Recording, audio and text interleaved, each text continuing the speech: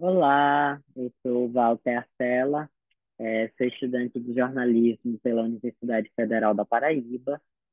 Estou assinando o presente resumo expandido, intitulado 25 anos da Galeria de Arte para os 60 desenhos de um circuito. Para os que precisam de um suporte de acessibilidade, eu sou um jovem branco com barba, uso uma camiseta vermelha e atrás de mim tem um fundo marrom de madeira. É uma grande alegria compartilhar com vocês esse momento de apresentação dos trabalhos desse congresso que eu acho que presta um serviço fundamental à circulação da pesquisa em artes visuais no Brasil. Vamos lá. O objeto de estudo desse artigo é Amparo 60, que é uma galeria de arte contemporânea sediada no Recife, que surgiu em Olinda no ano de 1998, a partir da idealização da galerina Lúcia Santos, que na época administrava junto à sua mãe, a arquiteta Janete Costa, uma loja de design chamada Forja, né? Então, desta loja de design chamada Forja, se desdobra uma galeria de arte contemporânea chamada Amparo 60. Esse nome, Amparo 60, se dá em razão da localização da galeria, que na época era em Olinda, na Rua do Amparo, de número 60. E ainda que Amparo 60, ao longo desses 25 anos de trajetória, tenha tido quatro sedes, ela manteve o nome inicial que faz alusão a essa primeira localização. Atualmente, Amparo 60 se localiza no bairro de Boa Viagem, em Recife. É, Esse resumo expandido que eu estou apresentando, ele surgiu a partir do movimento de desejo, da elaboração de um livro de 25 anos, que conta a atuação da Galeria Amparo 60 ao longo desse período. Esse livro ele vem sendo conduzido através da colaboração da galeria e da editora pernambucana Propago, né? Que é uma editora que promove ações positivas, possui uma revista semestral e edita livros de arte. O objetivo dessa pesquisa que eu venho conduzindo é simplesmente de compreender a trajetória da Amparo 60 ao longo desses 25 anos.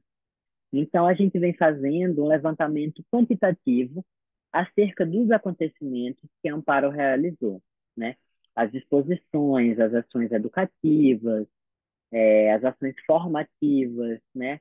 Os encontros, as situações, tudo aquilo que nesses 25 anos a Amparo 60 promoveu vem sendo objeto da minha pesquisa editorial, né? A partir dessa pesquisa editorial que a gente vem conduzindo, é que a gente pode compreender essa atuação de maneira cronológica, né? O que é que foi feito a partir desses anos, né? Que foi feito em 98, que foi feito em 99, e por assim diante, e entender o papel dessa galeria na comunidade cultural local, nacional e regional. É, a metodologia que foi ensejada por mim na condução dessa pesquisa, ela compreende três etapas, né? A primeira é de análise dos documentos internos, a segunda, de levantamento dos dados externos e ou complementares, e a terceira, de organização da informação. Na primeira etapa, de análise de documentos internos, eu faço um apanhado de todos os documentos que estão presentes na galeria, né? Então, eu manuseio as caixas arquivos, as prateleiras, as pastas, os folders, a documentação, as atas, os relatórios, os convites de exposição, né? Então, tudo isso que está presente na galeria, eu vou manuseando e analisando para que eu possa entender o funcionamento dessa galeria e a sua cronologia ao longo desses 25 anos, né? É um trabalho que flerta, né, com as metodologias do campo da ciência arquivística, com o campo da ciência da biblioteconomia, é, e, sobretudo, manuseia o que é de documentação secundária, né? Ou seja, são aquelas documentações que passaram por algum tipo de manuseio já, né? Não são fotografias, às vezes são, mas em geral são correspondências, contratos, relatórios, né? Tudo aquilo que materializa o que de fato aconteceu no Amparo 60. Na segunda etapa da minha pesquisa, eu parto para o levantamento de dados externos e ou complementares, né? Que são os documentos que não estão presentes na própria galeria. Dessa forma, eu faço visitas ao Arquivo Público do Estado de Pernambuco, que possui uma hemeroteca onde se arquivam os jornais locais. Então, eu analiso esses jornais a fim de checar as informações que eu encontro na primeira etapa dessa pesquisa, né? Com isso, eu consigo a confirmação acerca de dados, acerca da participação de curadores, de artistas, das ações educativas, consigo preencher as lacunas que consistem nesse arquivo interno da galeria, né? Eu vou complementando as informações que faltam dos arquivos internos da galeria. Nessa etapa também, eu começo a compilar os depoimentos informais que eu vou conseguindo com a equipe da galeria, seja com a galerina Lúcia, seja com os outros profissionais que compõem essa equipe, como a produtora executiva, a Tassiana Fontes, né? E vou compilando esses depoimentos informais a fim de complementar os dados da minha pesquisa. Nessa etapa também, eu faço um levantamento das bases de dados online de bibliotecas digitais referentes aos conteúdos acadêmicos que foram gerados acerca da Amparo 60, né?